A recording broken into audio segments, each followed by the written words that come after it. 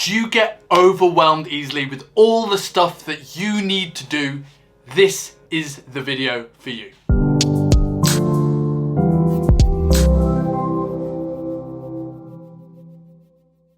When people come to me to talk about trying to improve their body composition, whether it's building muscle or losing body fat, we're often fighting this battle of their training and aesthetic goals versus their life priorities. I get it.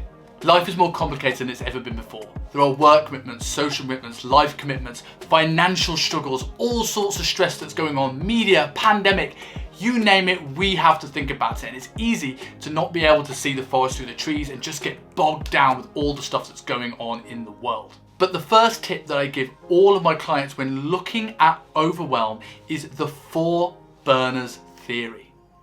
I want you to think in your kitchen right now, you're gonna have a hob, let's say a gas hob, and you have 4 burners on the stove. We can't turn all 4 of those on at the same time. It's just too much. We're gonna run out of gas very quickly, and our electricity bill or our gas bill is gonna go through the roof. And in the current cost of living crisis, we can't do that. So if we say that these hobs are now our health, our wealth/work, our social life, and our hobbies. If we're trying to burn all these things, like what people do when they start New Year's resolutions. January 1st, I'm gonna quit smoking, I'm gonna go to the gym, I'm gonna run every day, I'm gonna get a promotion at work, I'm gonna start a passion project, and they often burn out within the first 2-3 weeks when they realize this is just too much to do all at once. Then you get the other side of the people who maybe start too small, don't see the results they're looking for, and give up. We want to find a middle ground. So when we're looking at this 4 burner theory, we look at these 4 burners and we need to put a couple of them on a simmer or off if you don't need them, and then ramp up the 2 priorities in life. When we look at this, it changes our thinking. It's not that I'm telling you to give up on your hobbies, or I'm telling you not to work to put food on the table, but there are going to be times where your business, if you're starting a business for example, will have to take priority. And in that case, it's okay to put our body composition on the back burner. Take the pressure off yourself, because you know working hard now will allow you to ramp up this other burner later down the line. But on the other hand, if you're going to ramp up the health burner and you're going to put that priority in getting the best shape you've ever been in your life, you might have to turn down the social burner for a short period of time.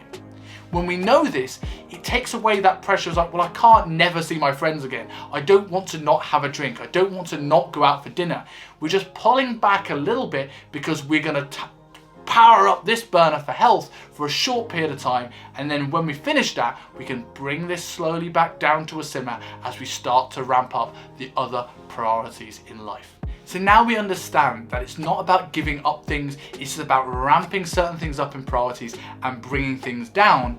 The next thing is, now you have your 1 to 2 hobs that are burning at full priority, we now have to break those goals down into small and easy chunks. The first thing to talk about with overwhelm is that it's expected, it's necessary. If you're going into any pursuit worth doing, it's gonna be out of your comfort zone, which is gonna feel a little bit strange and going to feel a bit overwhelming. This is totally fine. But the first thing is, how can you break this down so we know and have complete clarity on what that next step is. So rather than thinking I need to lose 20 kilos, let's think of how do I lose the first 1% of my body weight. So if I'm 90 kilos, that could be how do I lose the first 0.9. That breaks down the overwhelming goal of 20 and makes it something we can achieve quickly and give us that quick initial win.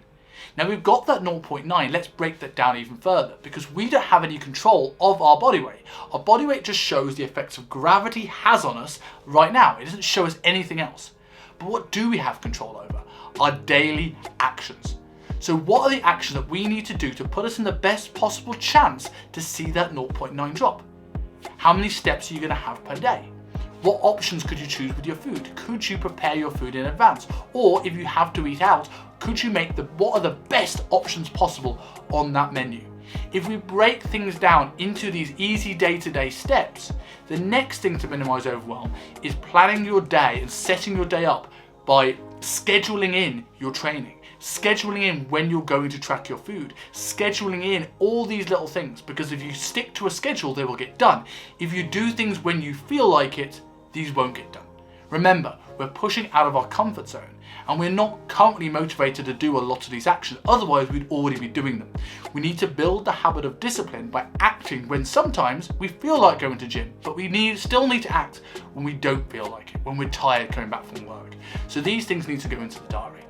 This is really true with food tracking, where a lot of people are overwhelmed by the thought of having to bring their phone with them and open up MyFitnessPal every time they eat out. A lot of things I hear about food tracking is, Simon, it's really time consuming. And I agree. If every time you're sitting down to dinner, you have to get out your phone, open the app, wait for it to load, find the foods and put them in, that's 3 to 5 minutes every single meal. Yeah, that is very time consuming. Is it restrictive? Well, if every time you go out to dinner with your friends, you're pulling out the phone to put it in MyFitnessPal, yeah, that's a bit awkward and restrictive. But how about if we take that and we create a bit of structure around it? So instead of doing it every single meal, tonight is Friday as the time of recording, I will put in Saturday's food tonight before bed. I'm not doing it with everyone else around. It's time where I'm probably going to be looking at my phone, playing Candy Crush in the toilet anyway. I can put in tomorrow's food. Now, when I wake up on Saturday, I don't have to think about it again. I just need to eat what I said I'm going to eat. The only time I pull my phone out again to go into my food tracking app is if something is adjusted. I have a last minute dinner or I forget my food at home. But I'm not pulling it out every single time I eat. And I'm not getting to the end of the day going, oh my God, I'm 1,000 calories over, I failed for the day. You're prepared, you're proactive, which builds confidence, which builds competency, which in turn leads to more consistent motivation. The last tip I want to give you guys to manage overwhelm is ask for help. A lot of people, particularly the guys watching this, and most of my demographics are guys, so I see you.